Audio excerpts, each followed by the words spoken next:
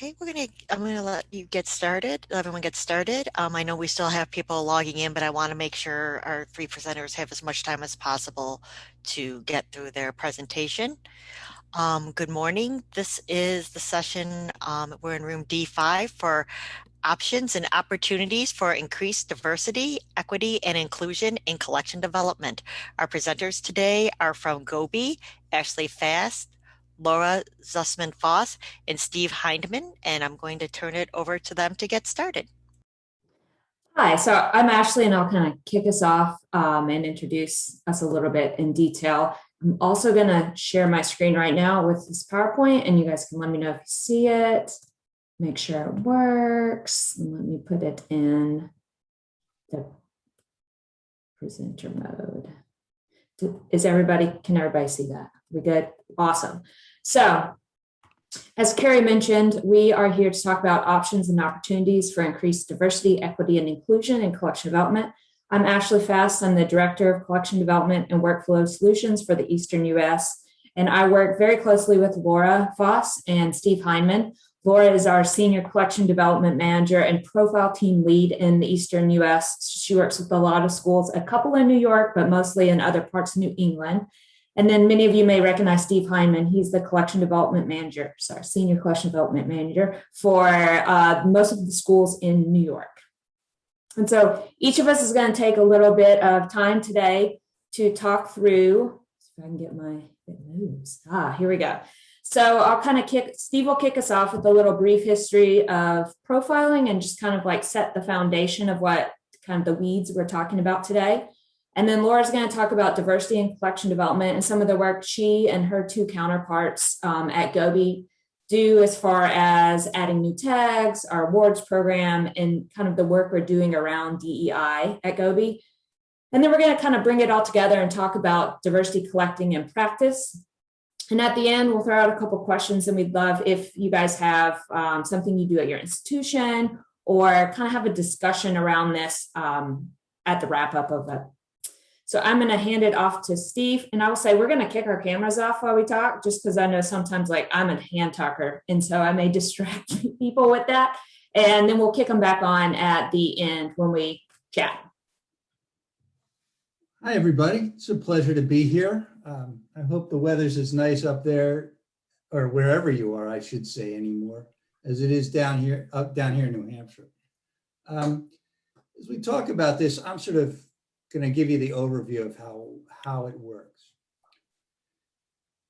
Basically, our profiles will do probably 65,000 titles a year. Every title is profiled book in hand, and they're titled by a subject area specialist. And in the next slide, I'll talk a little bit more about that. But that means that each of those profilers will look at every book they profile each week. And you all can correct me if my math is off, but usually it runs to be about 1,500 to 1,600 titles a week. And they're going to confirm, that the LC classification is right as they're looking through the table of contents, forward, afterward, bibliography, and the main content of the book. They're going to get a sense of what every book is about. Based on that study, they're going to assign a series of interdisciplinary tags and descriptors that we'll see in about 2 or 3 slides when we look at a record. Each school that I work with has a profile in place that runs in essentially the same way, whether it's a profile that's shipping books and slips or just slips. And that's the case for a lot of the SUNY schools that I work with. The profiles, okay, I'll move along. Like I said, every book goes to a subject area specialist. And many of them have probably been at GOBI for as long as I have, and that's over 20 years. For example, Dave Maurer does computer science, and he's been there for almost 24 years, and he's really experienced. So these folks know their subject areas. As they're looking through their books, they're adding a whole series of tags. And having that book in hand allows them to really delve into what that book is about and how best to describe it. As Jim Ryan, who was once head of our profiling, would say, you want to make sure that you describe the book in as clear and compelling manner as possible. So for example, you might have a title that deals with Native Americans in South Dakota and what levels of it and their education levels. So in addition to being classed in L through LT somewhere, and I'm not a cataloger, so that's as specific as I'm going to get about that. We're also going to try and refine that because this is a title that might be interested,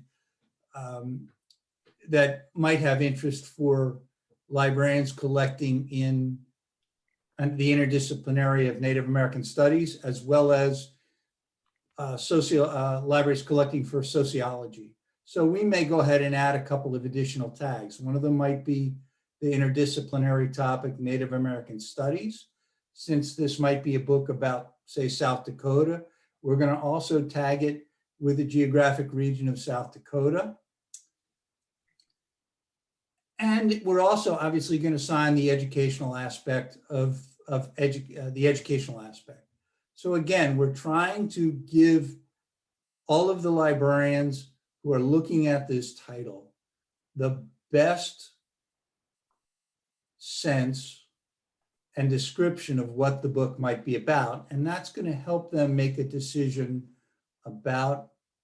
as to whether the book is something that they might want to collect or not. Next slide.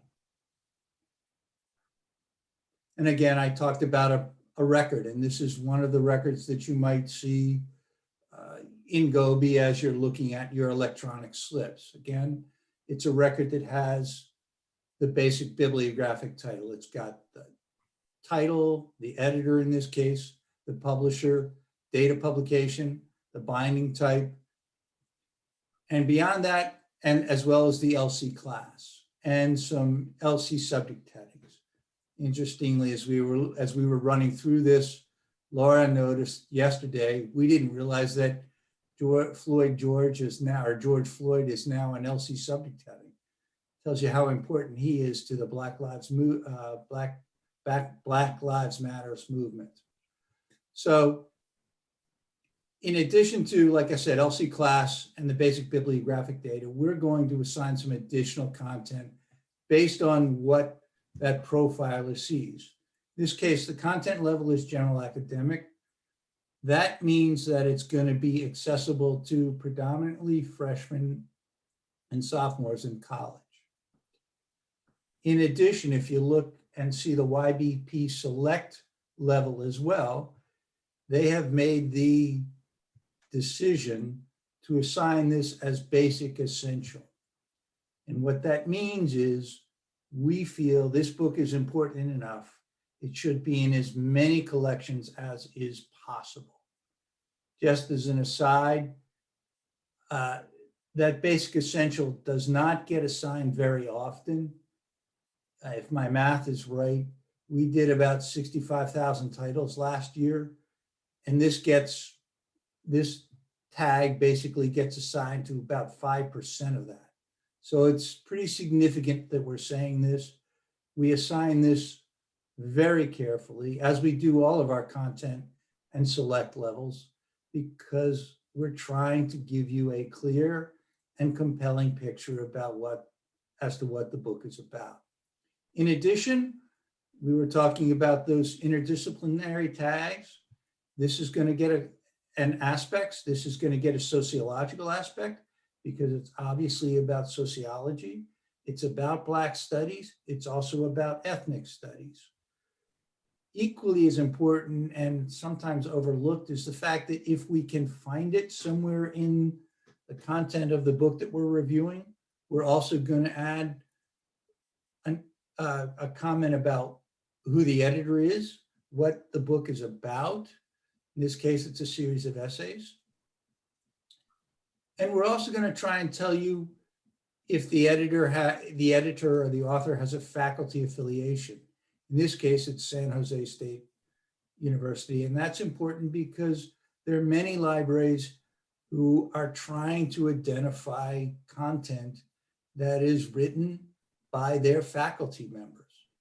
And that's not always easy to find, but we do the best we can. And I have many libraries that have faculty author plans for precisely this reason, because they know that we're doing a good job tracking that material.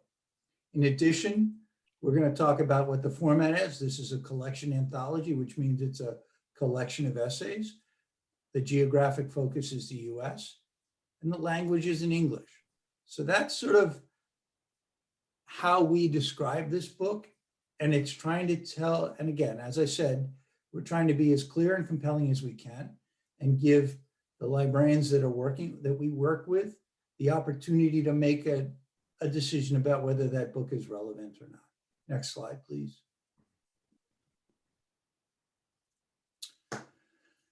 Again, as you are looking at your profiles, they are documents that are important, and they're important to the life of your library. As such, you need to pay attention to them. And as your areas of collection and teaching change, so too does the profile. So too do your profiles need to change, so that we can be sure that we're sending you the most relevant information. To that end, there are a whole series of reports, including things like expenditure reports for a year, that track what you've spent, what LC classes, what aspects, all of that information. So you can see how your profile is performing. And as you review those, and as I review those, as I'm working with the libraries that I work with, and as you work with the libraries who are, as you work with the collection development managers at GOBI who support your libraries, we're going to take a collaborative approach to review those documents, make any changes that are necessary to your profile, so that the profile stays on track, and it's sending you the kind of content that is appropriate and relevant to your faculty, to your collection, and to your students.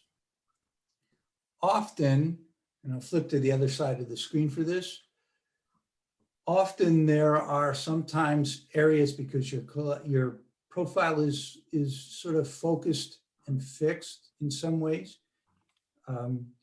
It can be changed, but it's there and it's running.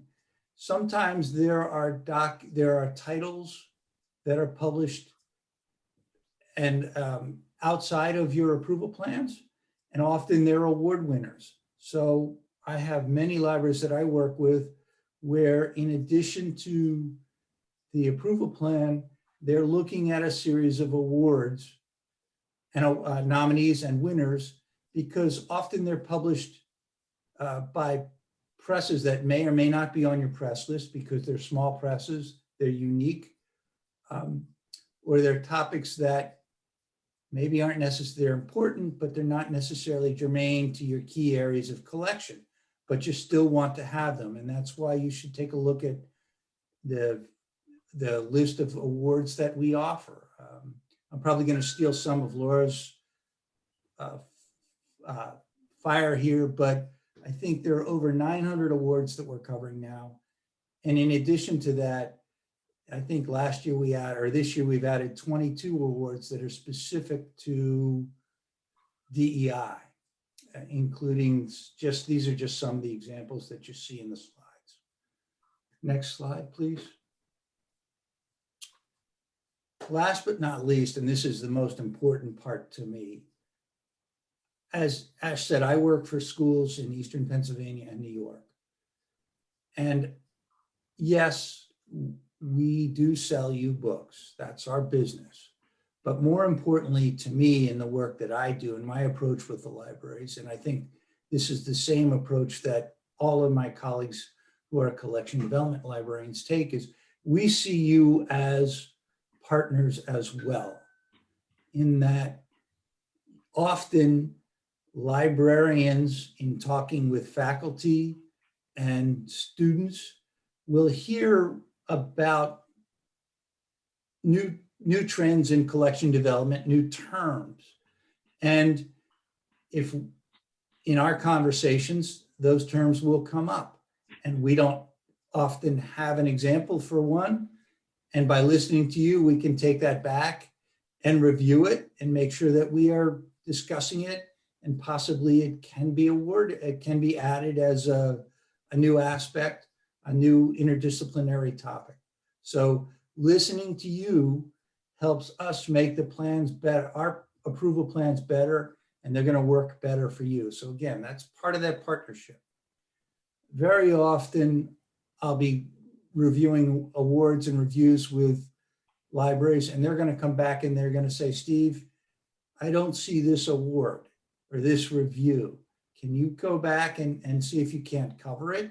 So again, it's that feedback on what you're hearing from your constituents that allows us to work and make sure that we're providing that additional information. And we do, like I said earlier, we've added 22 new awards that are focused on DEI. Again, as I'm working with my libraries and as my colleagues do, we're always listening to ideas from the librarians we work with on how to tighten up or broaden the profile so it is, as they're saying, more culturally sensitive. Also important, and this is one where you are truly all experts as librarians in your fields, you're often the first to hear about new presses. And we are really key on making sure that we can add and cover new presses. And I'll give you a quick example. I work with an East Asian selector for a school in New Jersey. And as we were talking, he sent me a list of titles. He said, Steve, these are titles that I'm not seeing in our profile. And I said, okay, let me take a look and see. And it turns out the press was SUNYLA Press. It's a UK press. They specialize in publishing translations of Chinese authors. And this particular librarian is particularly interested in that. He felt they were important. He came to me and said, could you add it?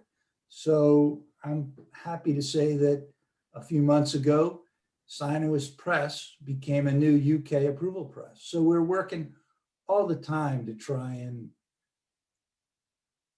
expand our coverage, make sure that it's relevant in all areas, not just especially DEI, but in all areas. With that, I think I'm going to turn it over to Laura Foss, and she's going to take over. Yeah, thank you, Steve. So as Ashley had mentioned, I'm a collection development manager like Steve in New England primarily, but I also do a lot of work as a profiling team lead, which there are 3 of us in the US who work more closely with our internal folks, like our profiling team and our rule writers and buyers and all the various people that go into making an approval plan function and take care of all the steps along the way. So as part of that, we've had a lot of conversations over the last couple of years, a lot of conversations about particularly DEI, diversity, equity, inclusion material, to make sure that we are making this material available. That's really a key part, is like finding it, which I know is not easy for individual libraries to do sometimes.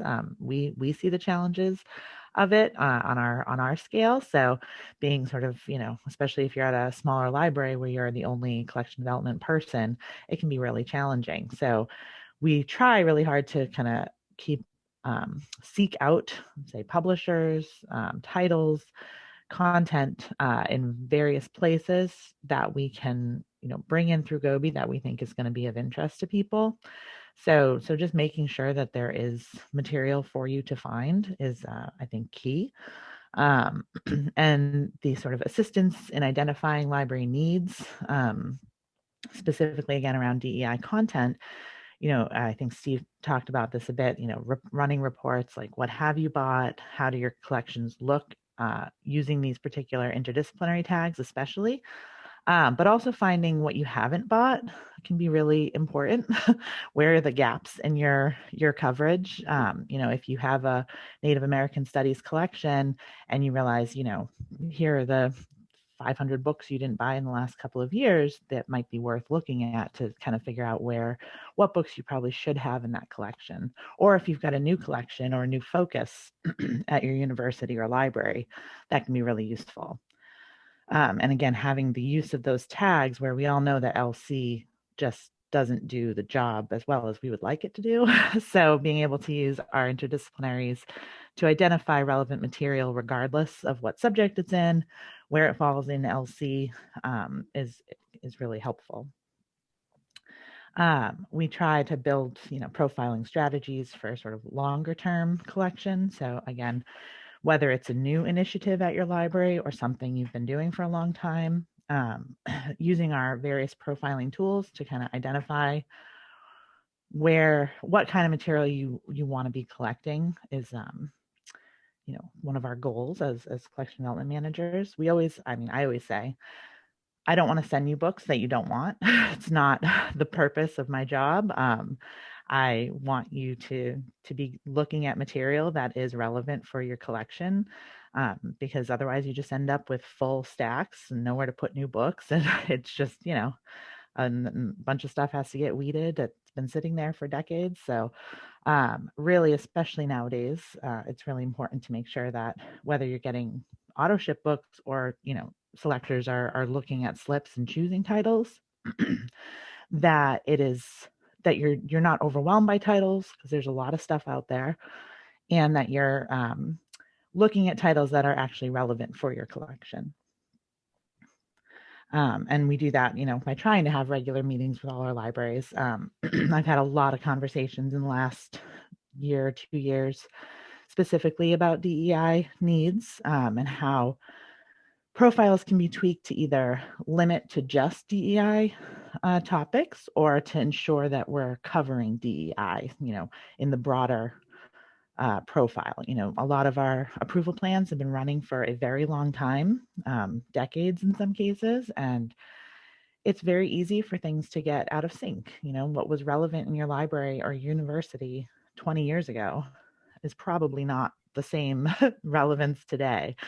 So making sure that we're always in communication and looking at the profile, making sure that it's really working for you and what your goals are, particularly in this important area nowadays, is and I know my goal. So and then keeping track of things and tweaking things over time, again, to make sure that we're not just sort of setting it and forgetting it, making sure that we're keeping up with it. And if your university institutes a new program, maybe with a focus on diversity, do you have the resources in your library to really make sure that you're supporting the students in that at the school or in that program?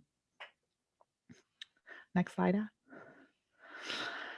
So as Steve had talked about, we apply these interdisciplinary topics. Again, LC does its best, but it is an imperfect system because you can only put a book in one place, one classification. And so our interdisciplinary topics, I think, are one of our most powerful tools. The ones highlighted in blue are our newest tags. We've added those in the last year and a half, I think. Disability studies, migration border studies, and poverty studies. And those all came out of, most of them came out of discussions with libraries and suggestions for where, we had a long list already, and we would love to have a term for every potential, kind of book that there could be, but we do, for space reasons and the profilers not having to sort through 400 tags when they're applying books, we try to be very judicious about what we add. And so these three were the newest ones that, after suggestions from libraries and a lot of internal discussion, and we spend a lot of time keeping track of books for a while, sort of informally, to see where questions arise, like, is this book really what we're talking about when we talk migration border studies? Things like that, just to make sure that we've got a very clear path forward on a new tag and a very clear definition. And so that we're using it consistently, no matter which profiler. We have about a dozen of them. No matter which profiler is assigning the tag, it's going to be used consistently. We want it to be so that when you are doing a GOBI search or looking at slips or notification or auto ship books, if you've said, we don't really want books in education unless they have a poverty studies tag or disability studies tag, then we want to make sure that those books that you are going to get that have those tags are the books that you're looking for. So that's sort of the purpose of these tags. If you go to the next slide, Ash. And just as an example of one of our definitions, this is the definition for Black studies, which we actually tweaked fairly recently to more specifically focus on sub-Saharan people of sub-Saharan origin. And so North Africa, we are moving into the Middle East officially. That the name change is coming actually, where our geographic region of the Middle East will now be called Middle East and North Africa. And Black studies, as far as how GOBI uses it, is going to be specifically of people of sub-Saharan origin wherever found in the world. So that's an important piece if you're looking for, Black African immigrants in, say, Asia. You can find that information by using this tag in conjunction with GeoRegion tag, which I'll talk about. So yeah, if you go to the next slide, actually. Geographic specifications, it's a very important part of the profile. I think that sometimes gets overlooked, but can be a really good way to either, again, include or exclude material. My go-to example is usually, if you're looking at a book, Education in the 21st Century, and you think, and you're the education selector, and that's great, and then you realize the geographic specification is the United Kingdom, and maybe for your particular library, a book specifically about UK education is not going to be of interest. And so being able to kind of identify when books are specifically about other areas can be a really useful tool. Again, if you're looking for, the LGBTQ experience in, say, the Middle East, you can find books that have both the tag of the Middle East and LGBTQ studies. We do occasionally add new geographic specifications as needed. I mentioned we're going to change the name of Middle East to Middle East and North Africa, but we added Appalachian Mountains not too long ago per request of libraries in that area because of the specific sort of cultural needs of that region. The states weren't really doing it, or the Southeast, or we really needed a more specific region to identify that material. We also have a very long list of aspects. If you ever have seen a GOBI profile, they are separated from interdisciplinary topics. In GOBI, they kind of show all together. But some of them are very straightforward. We've got an aspect of music. So pretty much any book classed in the M's is going to be tagged music. But also if it's in BF for psychology and it is about, using music in therapy, that would also be tagged music. And so in the same way that interdisciplinaries work to kind of bridge some of the gaps that LC has, the aspects work the same way. So we've got, a human rights aspect. So if you, again, want to do a combination of LGBTQ studies and human rights, you're going to be able to kind of limit to that kind of material. And we did this year add a COVID-19 tag because we saw last year that very quickly people wrote a lot of books related to COVID-19. So whether it's, the scientific aspect of it, medical aspect, or about, the challenges of being a mother during COVID-19, especially to young children, it's going to have that same COVID-19 tag regardless of where it's found in the LC schedule. Steve had mentioned, of course, the awards programs. This is one near and dear to my heart. I'm part of the group that reviews these biannually. We have another one actually this afternoon to talk about any July ads. And so we are truly always interested in library suggestions for these. Sometimes for various reasons we can't add a new award, but we always look at it and try to add it if we can. So we'll have some new ones coming in July, and they don't have to be, focused on DEI or diversity. Of course, we have 950 plus awards at this point from a variety of subject areas, but DEI, it's of such interest nowadays and such importance, and it's not as easy as anyone would like to find, good material and relevant material that really addresses the issues. And so, by doing these award programs, it can be really helpful to know that, maybe your library didn't collect every book that you would have liked to collect in the last year, but you'll make sure to get the book that wins the International Latino Book Award to make sure that you have that voice, you have a representation of that voice in your collection. And like I said, we are always interested in new ones. We do seek them out on our own too. We're always kind of keeping an eye out and making sure that if there's been any big ones announced, certainly that we're on it.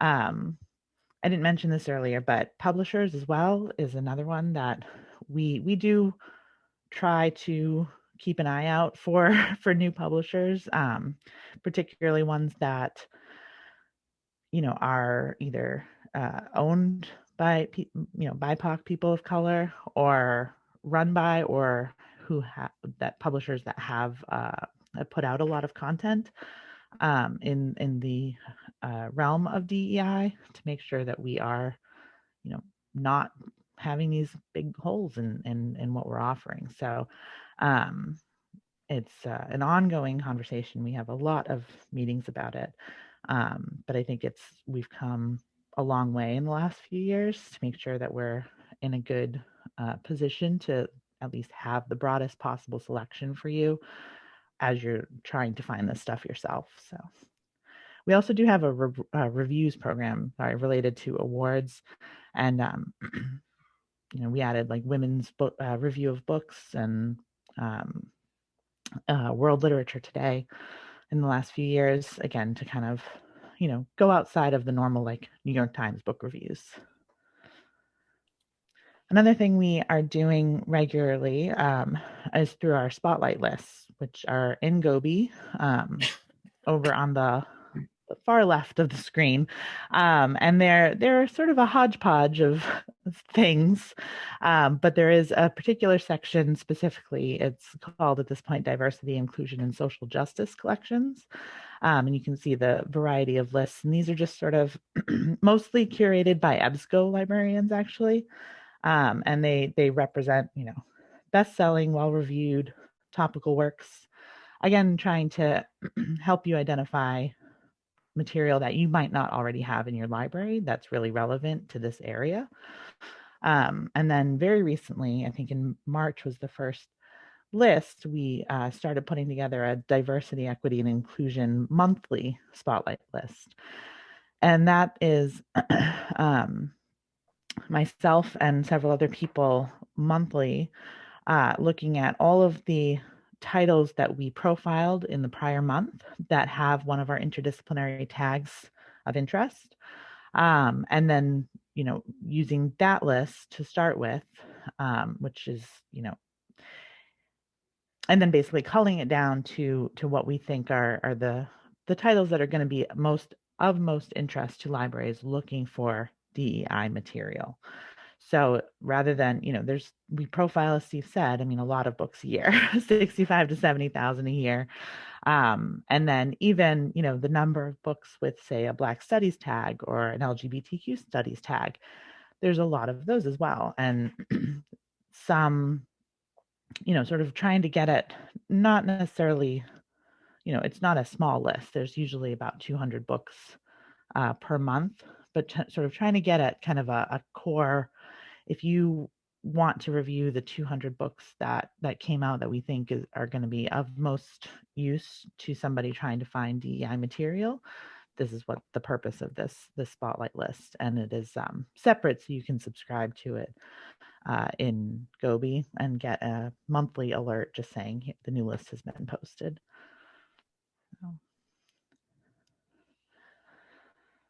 And basically through all of this, trying to, we know from experience that trying to identify monographic material with a focus on DEI is not super easy. It seems, when you just think about it, that it should be, and it's just not. And so, we've got a lot of people working on this, and it's still, we run into challenges ourselves. So we really try to be of help, because we know, you guys are often working either as a sole collection development librarian or in teams, or, individually trying to find DEI material in your subject area or discipline, and, just kind of providing as much information as we can to make that a little bit easier for you, is I think all of our purposes in life as CDMs. And then, working together to try to make sure that you're getting that material, making it discoverable, and then making it accessible is really, I think, what we strive to do. So that is, I'm going to hand it back over to Ashley.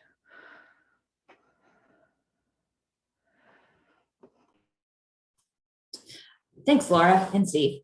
So now that we've talked about the foundation of how we describe titles, our profiling, the addition of metadata tags to those, and then programs we have created and added to bring in voices that are published by presses outside the approval profile via our awards program, or our kind of like niche approval plan list we call AP Plus, where we try out new presses and then they can like make it to a permanent press on our approval plan press list.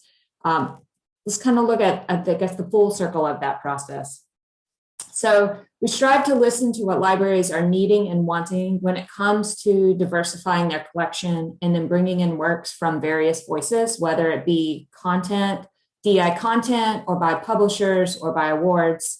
And we have a team of librarians and profilers at GOBI that, as you heard Laura say, are continually working together to improve our offerings and seek out ways to bring in and cover this content. We evaluate our interdisciplinary and aspect tags on an ongoing basis. We adjust definitions or add new tags to describe books in a way that allow you as a librarian to make purchase decisions on titles that fit your collection and your mission. We review our awards programs bi-yearly, and we add new awards in July and January. We always list those new additions on the GOBI homepage and try to send out messaging to the libraries when we do. Many of the DEI ones have been added in the last 2 years. And then we've created kind of a DEI focused awards list. So if your library were interested in saying, like, let me see a list of all the awards that focus on diversity, equity, inclusion, we do have that available, where you can get notification slips or book shipments for the ones you want. And then the next part of the circle is our work with our publisher partners and our aggregator partners to make sure the content is included in formats and we provide the right type of access for libraries. Ultimately, it's up to our partners for what they put out on, say, their platforms or publish, but we're a voice for what we hear from librarians, both with what access models are of most interest, and given the feedback that there's not a one size fits all, and DI content should be aggregated in many formats. And then to close the loop, there's the communication and collaboration around the availability of services and programs that support DEI. GOBI collection development managers, such as Steve and Laura, are in regular contact and meeting with the libraries we serve to communicate what we're doing around DEI, what options there are to bring diverse voices and publishers into the mix of their plans and the work they do with us, and then working directly with the libraries to implement the programs that fit their needs.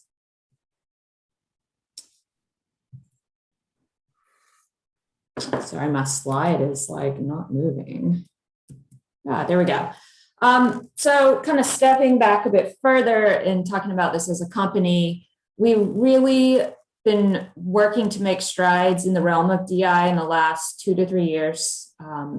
Laura mentioned some of the challenges about bringing in and profiling this content. It is hard sometimes to identify what's out there. We strive to do so, but I'm sure just like many of you guys, there are limitations as to like what an author writes about themselves on the book when we're profiling it to actually identify like a BIPOC author. But there's a lot of opportunities and steps we've made. So in the last 12 months, we've worked to provide access to DEI materials in multiple formats and in multiple acquisition models. And this was especially important during the pandemic. This year, as we've seen a shift to mostly ebook spend for many of our libraries, we've also been voicing this to publishers and aggregators. In fact, in this fiscal year, so I guess July 1 through date, around 70% of print books had an ebook version, so that just allows more choice for libraries for this content.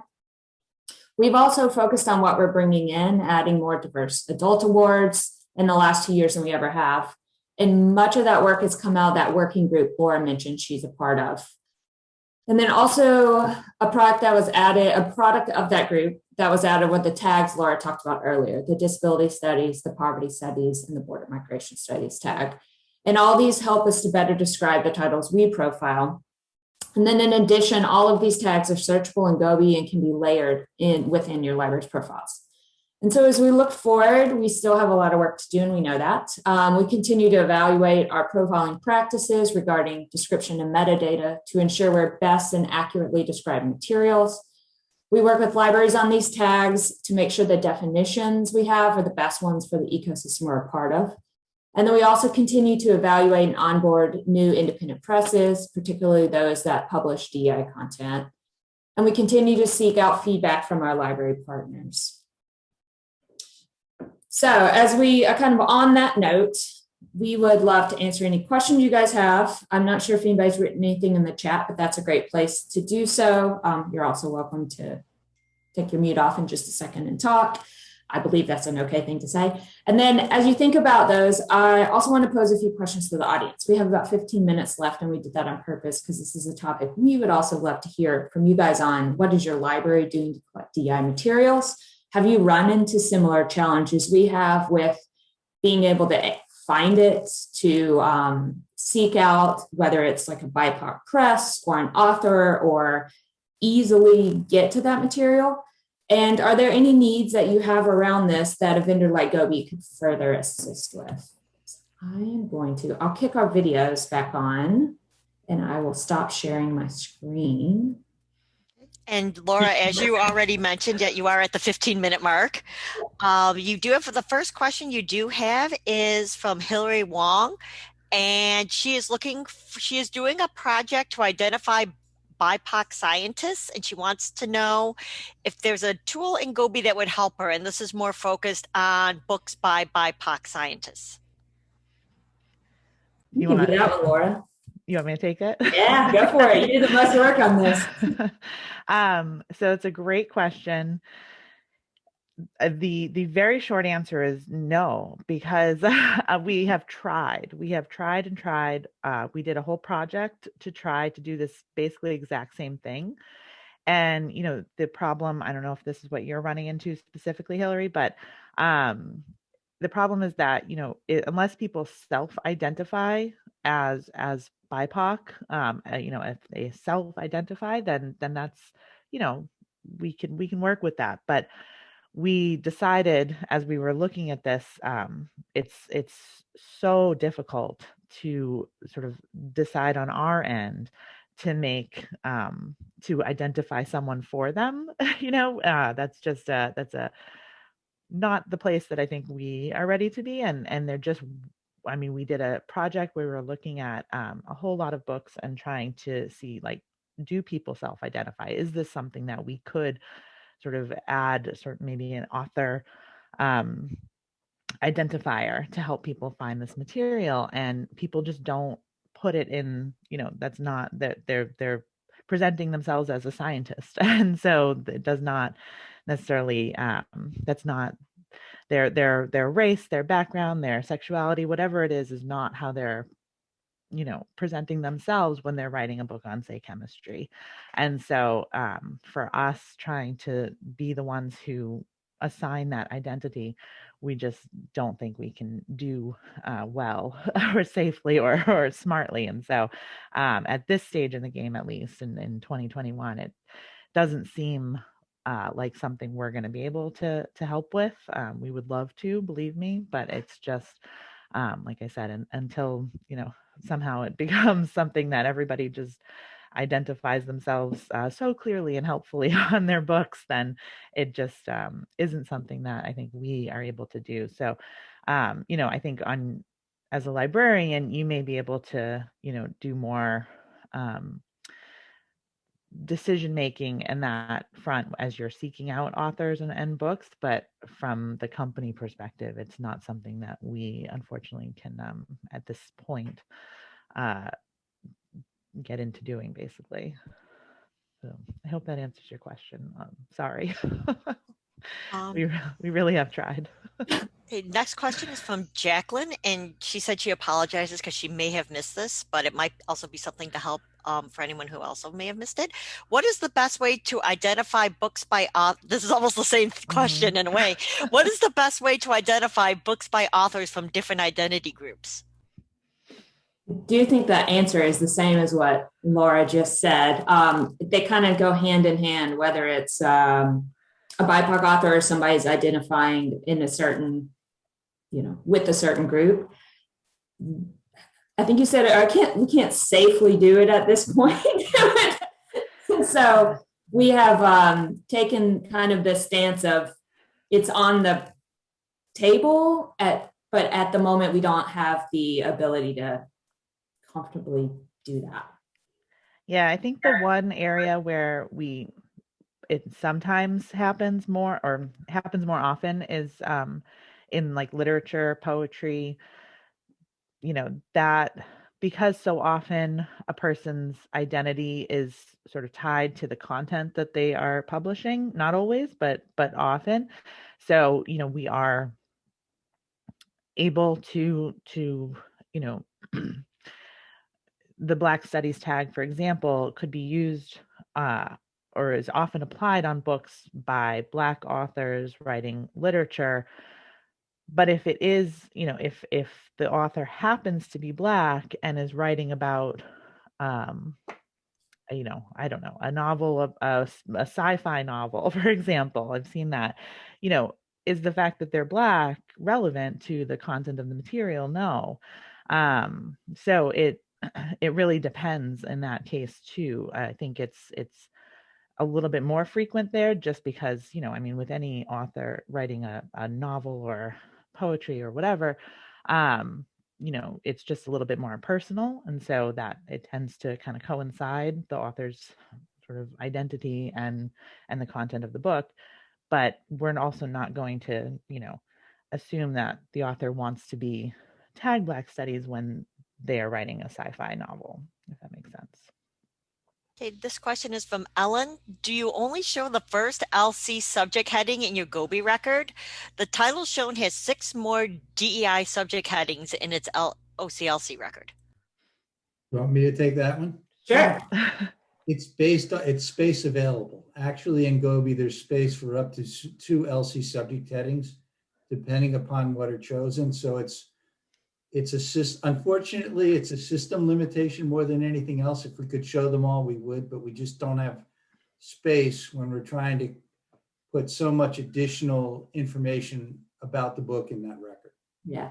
And for that specific example, I should give a caveat that I pulled one that was profiling in process. So it's probably more than likely going to end up with a couple in there if we have the space.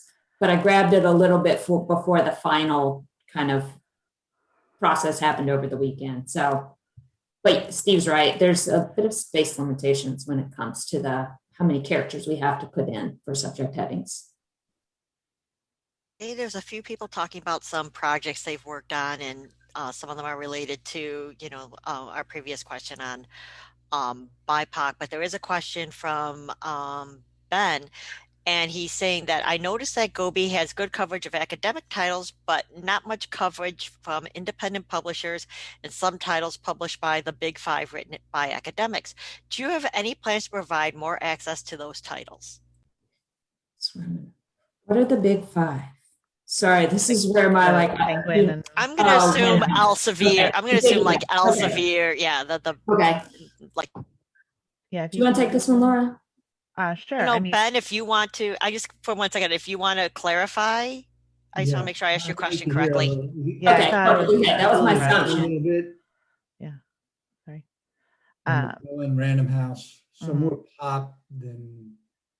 Yeah. We still do profile, Penguin, Random House, Macmillan, Hatchet, right? All Hatchet. So I don't think should be missing that content. If we ever do miss a title, please point it out to us. But with our approval presses, so Steve and myself, I think, have both mentioned that 65 to 70,000 books a year that we profile, and that's from about 1,500 imprints. And there are obviously really big ones. I mean, if you have a robust approval plan, you got a lot of Routledge on your approval plan. They just publish a lot. And then, you've got a whole mess of trade publishers, a lot of big ones, and then a lot of those big ones own a lot of smaller ones.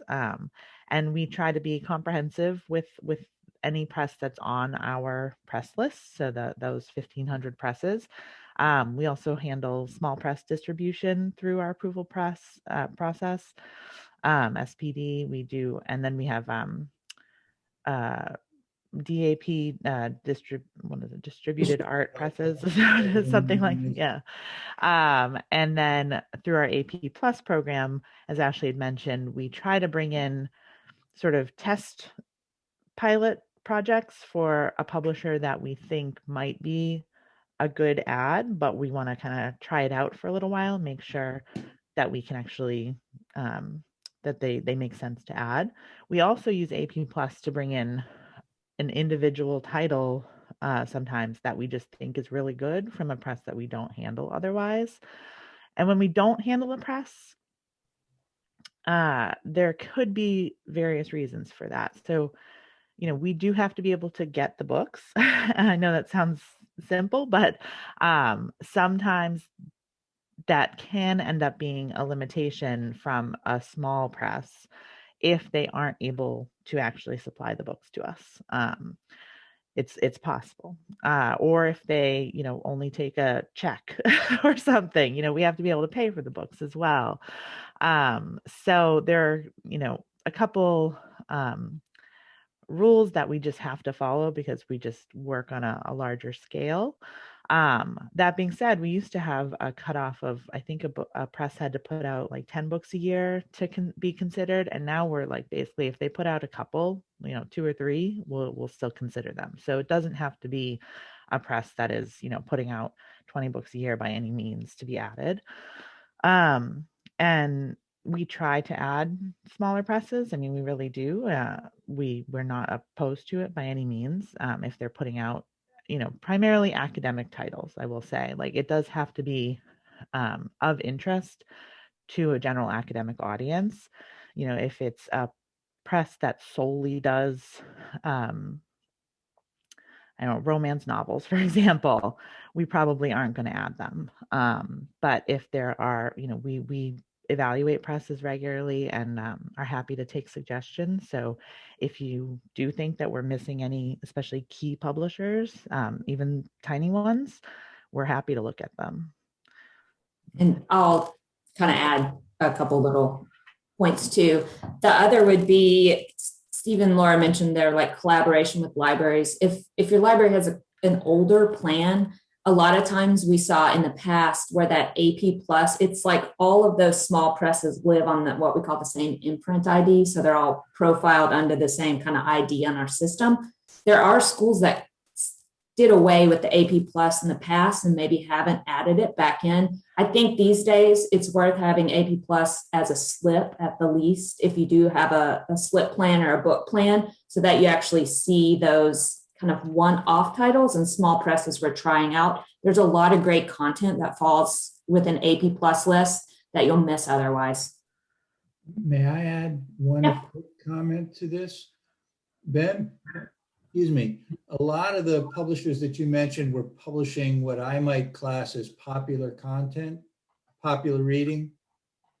And if you check your profile, make sure you're getting coverage for popular content at some level. There are many approval plans, if you have one, yours included, where libraries choose to exclude popular content. And as a result, the books by Hachette, the books by Macmillan may not be getting to you because it's just a suggestion. I'm not sure what school you're from, but I'd be happy if you're one of the SUNY programs, I'd be happy to take a look at it and talk you through. But that's one of the places I would look at right off the bat. It could be fixed really quickly. We have about 3 minutes left. If anybody else has any other questions that they want to put in the chat or want to unmute themselves.